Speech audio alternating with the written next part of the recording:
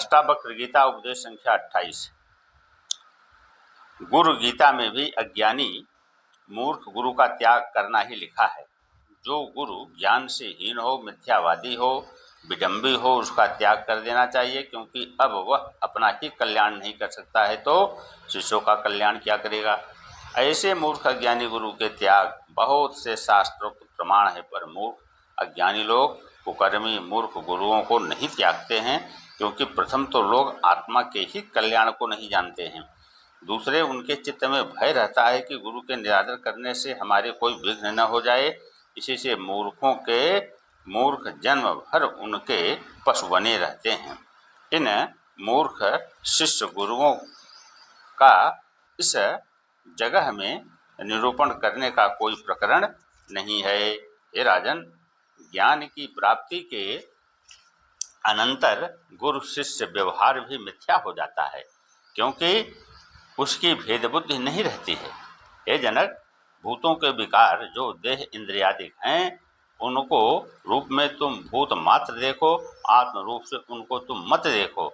जब तुम ऐसे देखोगे तब उसी क्षण में शरीरादिकों से पृथक होकर आत्मस्वरूप में स्थित हो जाओगे और उनका साक्षीभूत आत्मा भी तुमको करामलवत प्रतीत होने लगेगा।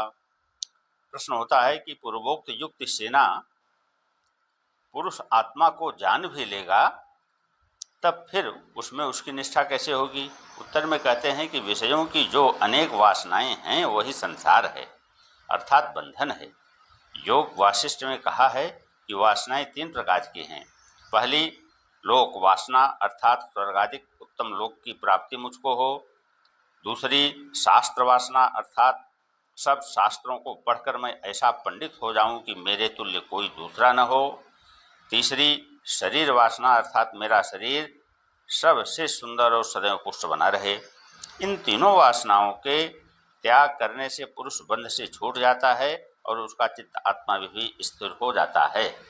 प्रश्न है, समस्त वासनाओं के त्याग कर देने से शरीर की स्थिति कैसे होगी। उत्तर में कहते हैं कि जैसे दुग्ध पीने वाले बालक के और उन्मत्त अर्थात पागल के शरीर की स्थिति प्रारब्ध कर्म से होती है, वैसे विद्वान निर्वासनिक के शरीर की स्थिति भी प्रारब्ध कर्म के वश में रहती है, परंतु यह वासना की शरीर की स्थिति कैसी होगी, इसका त्याग करना ही उचित है।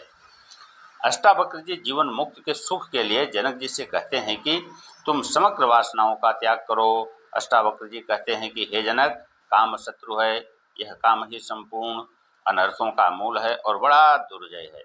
आत्म पुराण में कहा है कि कामदेव ही ने ब्रह्मा को जीता, विष्णु को जीता, इंद्र को जीता, महादेव को जीता, अतः सब अनर्थों का मूल कारण कामदेव ही है। धन के संग्रह और रक्षा करने में जो दुख होता है और उसको नाश होने में जो शोक होता है, उसका मुख्य कारण काम ही है। हे जनक, काम का कारण जो धर्म है उसको और सकाम कर्मों को तुम त्याग करो, क्योंकि ये सब जीवन मुक्ति में प्रतिबंधक हैं।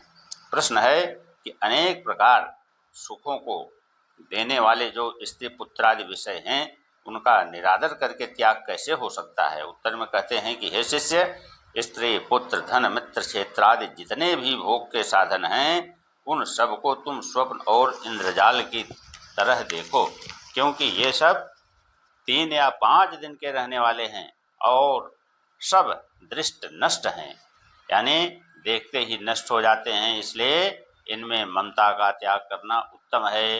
अष्टावक्र जी कहते हैं कि हे जनक, जिस जिस प्रसिद्ध विषय में मन की तृष्णा उत्पन्न होती है, उसी उसी विषय को तुम संसार का हेतु जानो, क्योंकि विषयों की तृष्णा ही कर्म द्वारा संसार का हेतु है।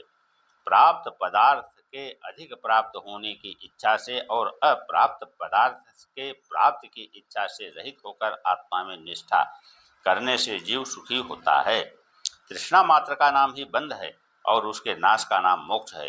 योग वासिष्ठ में कहा है, पुरुष के दांत टूट भी जाते हैं, केश श्वेत हो जाते हैं, नेत्र की दृष्टि कम हो जाती है और कदम कदम पर पांव फिसलते भी हैं, पर तब भी यह तृष्णा उस पुरुष से नहीं त्यागी जाती। हे तृष्णे, हे देवी, तेरे प्रति मेरा नमस्कार है, क्योंकि तू पुरुष की धैर्यता का नाश करने वाली है। जो विष्णु तीनों लोकों में पूज्य था, उसको भी तूने वामन अर्थात छोटा बना दिया है। हे जनक, तृष्णा का त्याग ही मुक्ति का हेतु है।